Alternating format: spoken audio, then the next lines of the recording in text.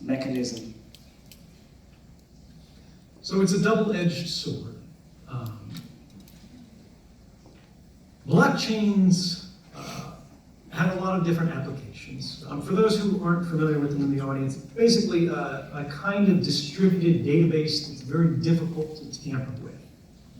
It is inefficient, but the product of that inefficiency is that it produces a very high difficulty for manipulation.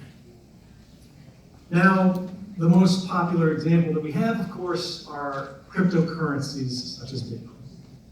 The promise of these technologies, this blockchain application, is huge because it provides the opportunity that we can have a world of truly free trade, where you don't have to go through middlemen, you don't have to go through banks.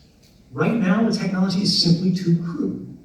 The number of transactions per second that the Bitcoin network, for example, can process is too small for everyone, everywhere to use it for every transaction. But if we get there, that's a truly positive thing for the world. The downside is blockchains of some sort, not all of them, but for example, Bitcoin, are actually completely public. Every transaction that has ever been made on the Bitcoin blockchain, you can look at right now, and you always will be able to. And this actually makes it less private in many cases, and very risky in others. When you apply the blockchain to things like national identity, which we see some states beginning to experiment with,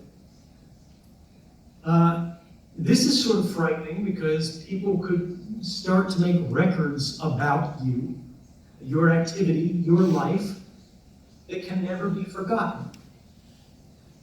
There are some things in life that we do to be able to protect, that we want people to be able to move on from.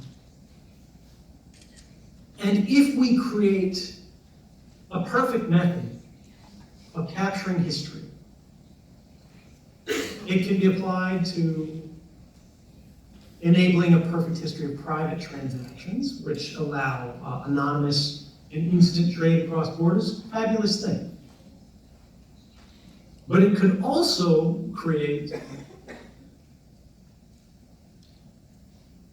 a system of recording activities about your life, a kind of Facebook that cannot be deleted.